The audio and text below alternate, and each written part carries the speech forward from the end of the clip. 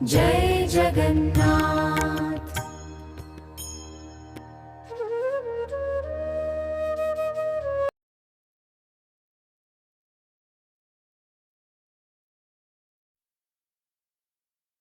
नमस्ते दोस्तों, आज हम बात कर रहे हैं उस दिव्य रूप की, उस सर्वशक्तिमान के अवतार की, जो स्वयं भगवान विष्णु हैं, बाबा जगन्नाथ। पर क्या आपने कभी सोचा है बाबा जगन्नाथ का जन्म कैसे हुआ और उनका रूप ऐसा अनोखा क्यों है और उनकी पूजा में क्या विशेषता है? आइए आज इस वीडियो में हम जानेंगे बाबा जगन्नाथ की उस रहस्यमयी कथा को जो भक्तों के दिल में श्रद्धा का सागर भर देती है। बाबा जगन्नाथ का जन्म कैसे हुआ? बाबा जगन्नाथ कोई सामान्य देवता नहीं, वे त्रिदेवों में से एक और भगवान विष्णु के अवतार हैं। लेकिन उनका अवतरण, जन्म या प्राकट्य सामान्य रूप से नहीं हुआ था। ये कथा उनके जन्म से जुड़ी है सत्ययुग, एक महान राजा और एक तपस्वी ब्राह्मण की भक्ति से। बहुत समय पहले मलवा देश में एक धर्मपरायण राजा हुआ करते थे, राजा इंद्रद्युम्न। वे विष्णु भक्त थे और उनका एक ही सपना था, भगवान विष्णु के दुर्लभ नीलमाधव स्वरूप के दर्शन करना। एक दिन उन्हें एक साधु ने बताया कि एक आदिवासी राजा विश्ववसु उड़ीसा के जंगलों में भगवान के एक दिव्य रूप की पूजा करता है, वो है नीलमाधव। उसकी बात सुनकर राजा ने तुरंत अपने पुरोहित विद्यापति को भेजा कि वह इस रहस्य को जाने। विद्यापति लंबे समय तक यात्रा करते हुए नीलांचल, आज का पुरी क्षेत्र पहुँचे। वहाँ उन्होंने विश्ववसु की बेटी ललिता से विवाह किया और धीरे धीरे विश्ववसु को मना लिया कि वह उन्हें भगवान नीलमाधव के दर्शन कराएं। विश्ववसु की एक शर्त थी कि आंखों पर पट्टी बांधकर ही ले जाया जाएगा। लेकिन विद्यापति ने एक चाल चली, वे अपने साथ सरसों के बीज लेकर आए और रास्ते में गिराते रहे। बाद में जब उन्होंने राजा इंद्रद्युम्न को सब बताया तो राजा तुरंत वहां पहुंचे, लेकिन तब तक नीलमाधव अदृश्य हो चुके थे।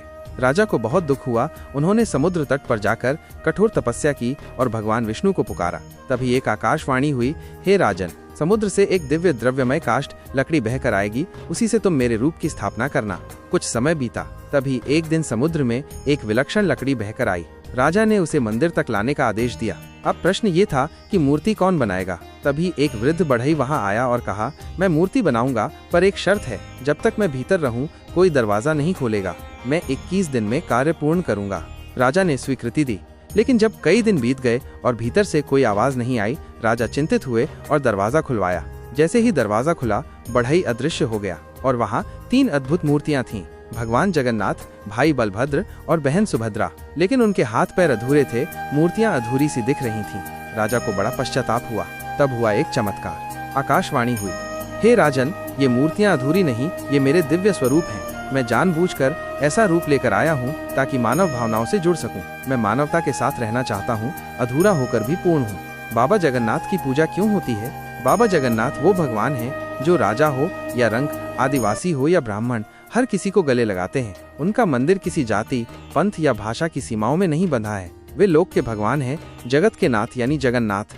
बाबा जगन्नाथ की पूजा का सबसे बड़ा पर्व है पुरी की रथ यात्रा, जो हर साल आषाढ़ शुक्ल द्वितीया को होती है। इस दिन भगवान जगन्नाथ भाई बलभद्र और बहन सुभद्रा के साथ विशाल रथों में बैठकर नगर में भ्रमण करते हैं। कहा जाता है कि जो रथ की रस्सी खींचता है वो मोक्ष प्राप्त करता है, क्योंकि रथ की रस्सी कोई सामान्य नहीं, वो तो प्रभु से जोड़ने वाली डोरी है। बाबा जगन्नाथ की आंखें बड़ी बड़ी और गोल होती हैं, जो दर्शाती हैं कि वो हर ओर देखते हैं, सिर्फ बाहरी नहीं, अंदर की भक्ति भी। एक प्रश्न हमेशा पूछा जाता है, बाबा जगन्नाथ के हाथ पैर अधूरे क्यों हैं? इसके कई आध्यात्मिक अर्थ हैं। पूर्णता अधूरेपन में भी होती है।